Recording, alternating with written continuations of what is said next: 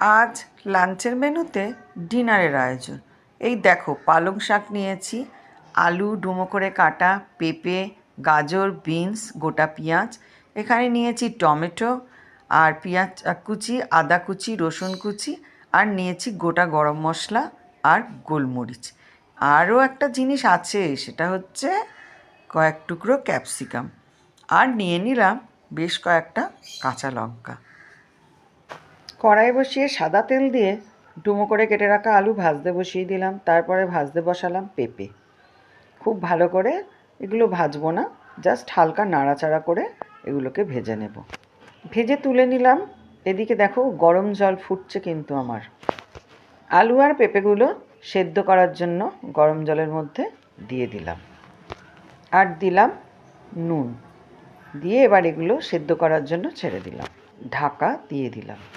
এবার কড়াইয়ের তেলের মধ্যে গাজর দিয়ে দিলাম আর বিনস দিয়ে দিলাম, সেগুলো একটু হালকা করে ভেজে নেব। আর তারপরে দিয়ে দিলাম ক্যাপসিকাম, সেটাও খুব হালকা করে ভাজবো। আমার হাতে রয়েছে 5টা গোটা পেঁয়াজ। এদিকে যে জল ফুটছে তার মধ্যে বিনস গাজরগুলোকে দিয়ে দিলাম সেদ্ধ করার জন্য, মানে পেঁপে আলু বিনস গাজর একসাথে সেদ্ধ চলছে।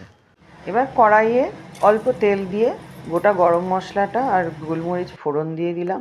ফোড়ন রেডি হলে প্রথমেই দিলাম রসুন কুচি, তারপরে দিয়ে দিলাম আদা কুচি, আর একটুখানি নাড়াচাড়া করে নিয়ে তার মধ্যে আমি দিয়ে দিচ্ছি পেঁয়াজ কুচি।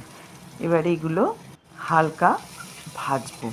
এবার আমি এর মধ্যে নুনটা অ্যাড করে দিলাম, দিয়ে আবার হালকা হাতে একটু নাড়াচাড়া করে এর মধ্যে আমি চিকেন দিলাম। এই দেখো, চিকেনগুলো নিয়েও একটুখানি নাড়াচাড়া করব। আর এর মধ্যে আমি দিয়ে দেব টমেটো, গোটা 2টো টমেটো আমি দিয়ে দিলাম, আর কয়েকটা কাঁচা লঙ্কা দিলাম একটু ঝালের জন্য। এরপরে আমি দিয়ে দেব ঢাকা। ঢাকাটা যখন খুললাম প্রায় 10 মিনিট বাদে, তখন অলরেডি মাংসটা বেশ মজে গেছে। এবার কিন্তু আমার রান্নার শেষ পর্যায়ে।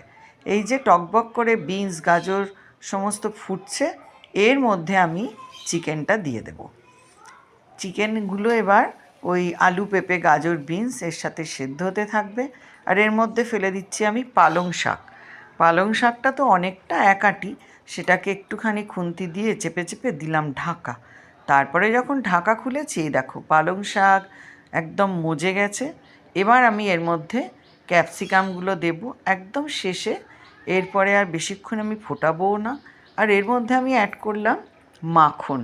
মাখনটা দেওয়ার পরে আর একটা জিনিস অ্যাড করব,